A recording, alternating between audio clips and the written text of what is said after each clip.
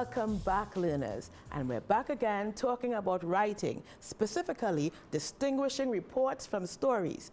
And we're going to focus a little bit more deeply right now into the characteristics of stories and reports. Now, you remember that when you're writing for SCA, you're going to actually either write a report or a story. And in the previous segment, we talked about author's purpose, and that the purpose determines what you write and how you write. So if you are writing to inform, when you are writing your report, it's for a very, very serious purpose. How SpongeBob is being very, very serious. However, if you're writing to entertain, you want to get your reader really involved by giving lots of description and lots of interesting details that a report may not have. So we have to think about this very carefully, because sometimes our readers need that kind of cue, right? And sometimes our writers don't do that. Sometimes they write stories that look like reports and reports that look like stories.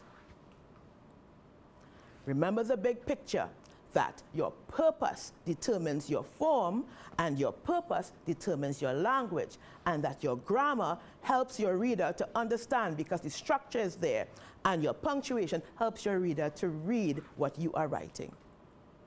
And again, remember the tools. Writing to inform has specific tools, and writing to inform has specific tools as well. So we're getting deeper now into stories and reports. Two different types of writing. We need to be very careful when we're writing them. Let's look very, very, very carefully at the characteristics of a report and the characteristics of a story. First of all, the purpose of a report is to inform, to teach somebody something. And the purpose of a story, of a narrative, is to entertain. The content of a report is very, very factual. Who, what, where, when. Not much else. A story has different content. We have elements, we have characters, we have setting, we have plot. In the structure of a report, it's very, very logical. There must be an introduction, there must be body, and there must be a conclusion. You can't start with the conclusion in a report. You can't start with the middle. It must be very logical, because we are informing. We don't want our readers to be confused. In a story, however, we have a different structure. We have exposition, we have rising action, we have climax, we have resolution. The thing about a story, though, unlike a report, a story can actually start at the end. That's called the flashback technique, where you start at the end and work your way back to the beginning. You can't do that in a report, because a report is supposed to be very, very logically sequenced from beginning to end. Let's look at the language. In a report, because you want to inform, the language has to be very, very formal and factual. So we don't want contractions. We do not want any slang. We do not want any use of Creole in a report, because it's very, very, very formal. In a report, you have to use transitional words that ensure logical flow. So in a report, you would see transitional words like first and next, things like that. The vocabulary in a report has to be also very, very, very formal, because we are informing. So we're not using words like beautiful and lovely, because those are subject to opinion. In a report, you can use indirect speech. Let's look at the language of a story. In a story, because we want to entertain our reader, the language is descriptive, it's figurative, it's appealing to the senses. You want your reader to feel as if they are right there with you as you're writing. The transitions in a story are a bit different, because they're ensuring flow and interest. So in a story, you might see the transitional word suddenly, because that indicates an exciting change. You can't have the word suddenly in a report. We don't want any exciting changes in a report. We don't want anything exciting in a report because a report is meant to inform. The vocabulary in a story has to be very, very interesting because it's appealing to the senses. You want the vocabulary to make us see and touch and taste and feel what you're writing about. And in a story, we use direct speech. We try to avoid direct speech in reports, but in narrative writing, you want direct speech. You want the actual words that the characters are saying in this story.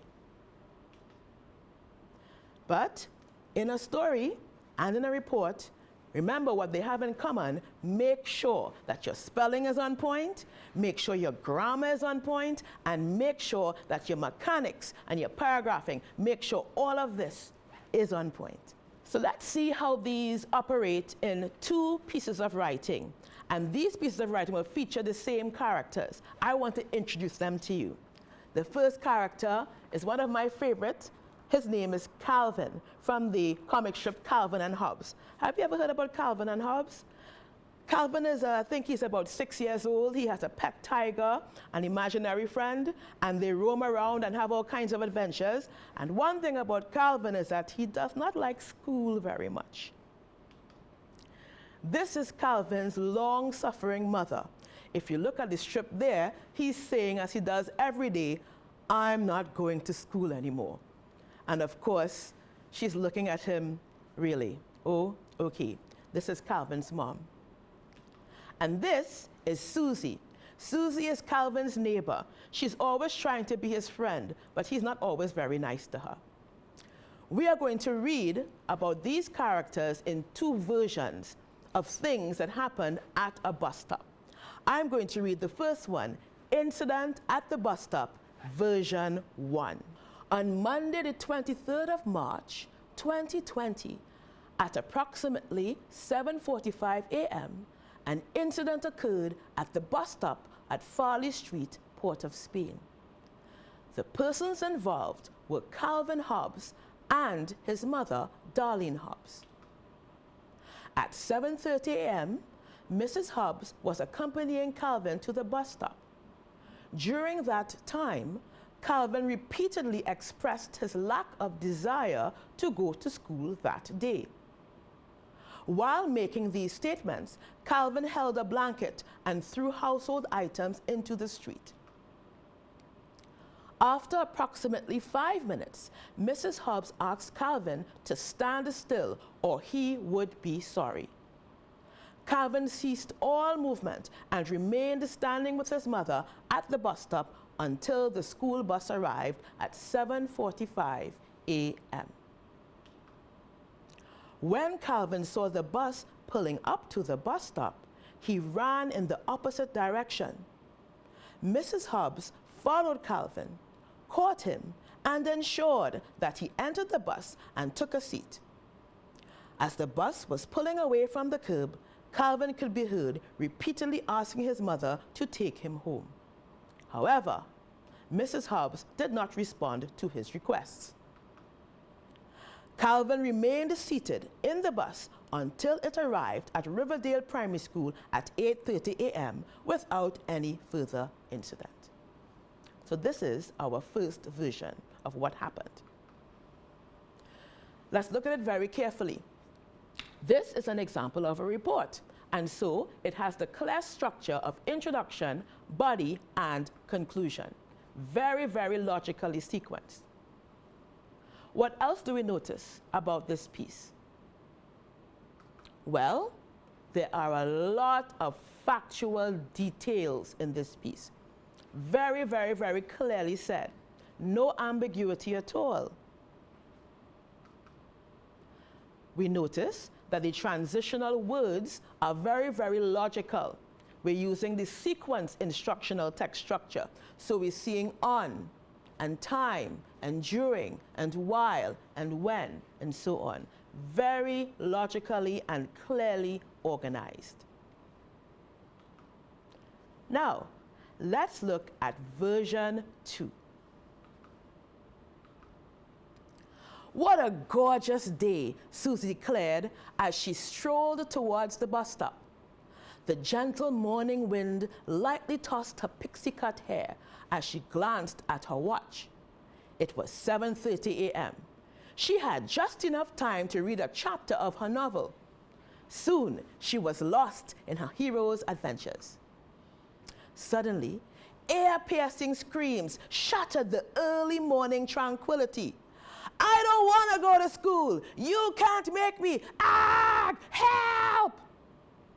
Susie's eyes widened like two saucers and waited for the epic battle to begin. Soon, two figures came into view.